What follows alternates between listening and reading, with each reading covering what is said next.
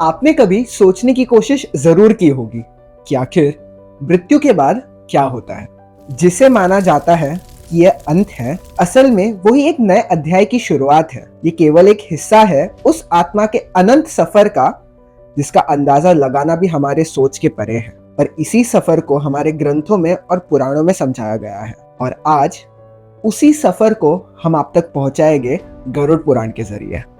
गरुड़ पुराण एक ऐसा पुराण है जहां Garud ji out of curiosity Shri Hari Vishnu ji से उनकी पूजा और मृत्यु के बाद की प्रक्रिया से रिलेटेड कई सवाल करते हैं और उनके इसी कन्वर्सेशन को गरुड़ पुराण के जरिए समझाया गया है। लोग मानते हैं कि इस पुराण में केवल मृत्यु से रिलेटेड चीजों को समझाया गया है, पर यह सत्य नहीं है। इस पुराण को 3 भागों में डिवाइड किया गया है: पूर्व खंड, उत्तरखंड और ब्रह्मखंड। पूर्व खंड में विष्णु जी की आराधना, भक्ति भाव और योग जैसी मूल्यवान ज्ञान के बारे में बताया गया है तथा ब्रह्मखंड में दुनिया की रचना, संसार में त्रिमूर्ति की भूमिका तथा अवतारों और अन्य ज्ञान के बारे में बताया गया है। लेकिन तीसरा भाग बताता है मृत्यु और मृत्यु के बाद के अनंत राज को। कैसे यमलोक में हमारी सजा सुनाई जाती है, कर्मों का कितना बड़ा महत्व है, किसे स्वर्ग और किसे नर्क भोगना पड़ता है, नर्क भोगना पड़े तो कैसी सजाएं आती है, पुनर्जन्म, ऐसी ही कई और चीजें डिस्कस करेंगे हम आज के वीडियो में।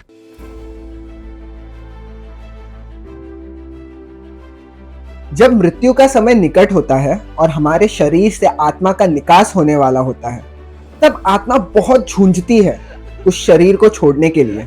उस पल में इतना दर्द होता है कि मानो कि शरीर की सारी हड्डियां एक साथ टूट रही है। उसी क्षण यमदूत प्रकट होते हैं जिन्हें देख के रूह कांप जाती है। वो अत्यंत डरावने और आंखों में मानो खून लिए होते हैं। ये दृश्य देख आत्मा इतनी डर जाती है कि वो शरीर में फिर जाने के लिए और ज्यादा तड़पने लगती है। लेकिन उस समय यमदूत उस आत्मा को शरीर से खींचते हुए अलग कर देते हैं। आत्मा को रस्सियों से जकड़ा जाता है। वो रोती है, बिलखती है और मुक्त होना चाहती है, किंतु यमदूत के हाथों से उस आत्मा से जुड़ी हुई रस्सी जरा भी ढीली नहीं होती। मृत्यु लोक पर किए गए अपने कर्मों के अनुसार उस आत्मा को अपने आगे का सफर तय करना पड़ता है। अगर उस व्यक्ति ने अपना जीवन सही मायनों में अच्छे कर्मों से बिताया हो तो उसका सफर बहुत आरामदायक होता है, किंतु अगर उस व्यक्ति ने पापों से भरा हुआ जीवन बिताया है तो यह सफर दर्द और पीड़ा की सीमा पार कर देता है। कहा जाता है कि मनुष्य की आत्मा को 16 स्थानों पर से गुजरना पड़ता है, जहां उसे यमदूत रस्सियों से बांधकर घसीट के लेके जाते हैं। इन स्थानों पर कभी सर्प का वन होता है, तो कभी आग की वर्षा, कभी रूह कांप जाने वाली बर्फीली ठंड, तो कभी बीमारी और कीड़ों से भरा कीचड़। इस दर्दनाक सफर में उस आत्मा को कई पीड़ा सहन करनी पड़ती है। वो गिड़गिड़ाती है, रोती है, लेकिन यमदूत तनिक भी दया नहीं दिखाते। हर क्षण कोड़ों की मार से उस आत्मा को अपने कर्मों का याद दिलाया जाता है। पर यह अंत नहीं, केवल सफर की शुरुआत है, क्योंकि असली फैसला तो यमलोक में होता है।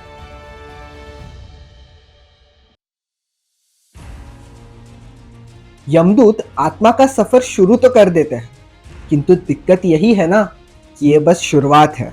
गरुड़ पुराण के अनुसार चित्रगुप्त जी के पास इंसान के हर एक कर्म का हिसाब अच्छे से लिखा होता है, जिससे यह तय होता है कि उसे स्वर्ग मिलेगा या नर्क, और यदि नर्क मिला तो कौन सी सजाएं भुगतनी होगी।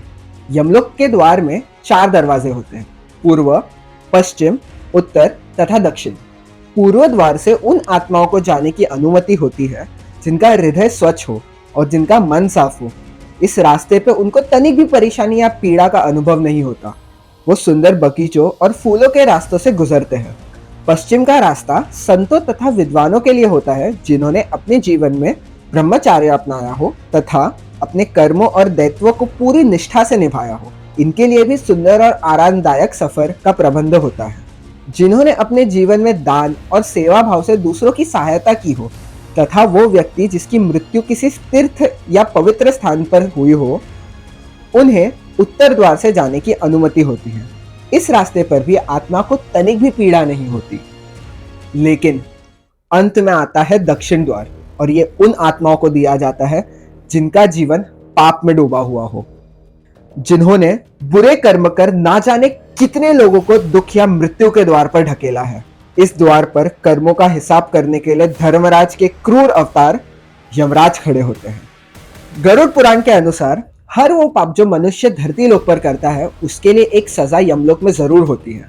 ऐसे कुल 28 पापों का वर्णन अच्छे से गरुड़ पुराण में दिया हुआ है।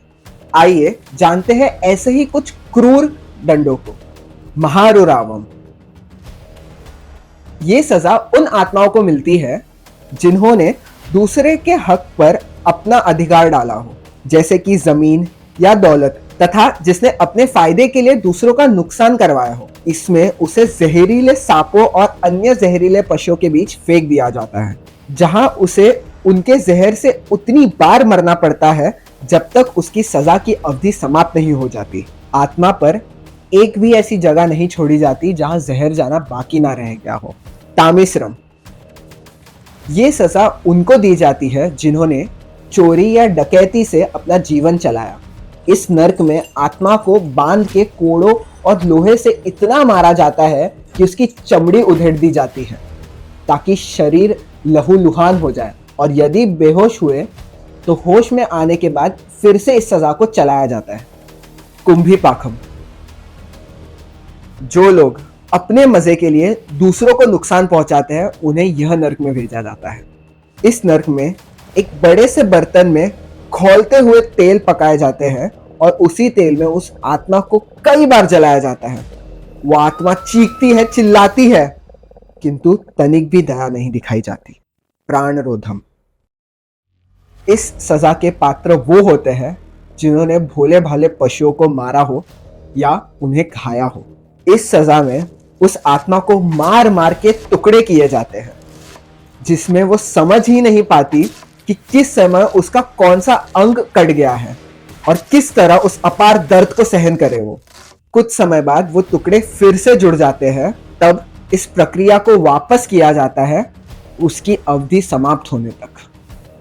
तख्त मूर्ति। ये सजा उनको दी जाती है जिन्होंने अपने जीवन में नाजायज संबंध और रिश्ते बनाए होते हैं तथा जिन्होंने अपनों के विश्वास से समझौता किया हो या अपने किसी सच्चे का विश्वास तोड़ा हो। शरीर को रस्सियों से बांधकर कोयले से तपते हुए अंगारों में फेंक दिया जाता है, जहां उसका शरीर तड़पते हुए जलने लगता है और धीरे धीरे उसकी चीखें भी उसके साथ उस आग में पिघल जाती हैं।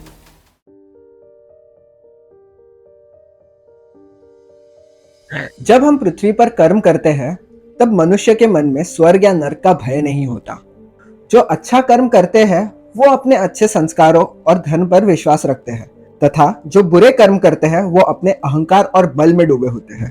किंतु जब नरक में उन बुरे कर्मों पे उसके हिसाब से दंड दिया जाता है तब उस आत्मा पे उस कर्मों की सफाई होती है ताकि वो अपने पुराने कर्मों से मुक्त हो जाए और आत्मा का शुद्धिकरण भी हो जाए। ये इक्वेशन काफी सिंपल है। जिस मनुष्य ने खराब कर्म किए होंगे उसे उतना दंड भोगना पड़ेगा और जिसने सही कर्म किए होंगे उसे सुख की प्राप्ति होगी। गरुड़ पुराण के अनुसार एक आत्मा को 84 लाख योनियों में जन्म लेना पड़ता है, तब जाके उसे मनुष्य का जीवन प्राप्त होता है। और जब इंसान का जीवन मिलता है तब इंसान बनकर जीना चाहिए। इसीलिए कर्मों का इतना महत्व है।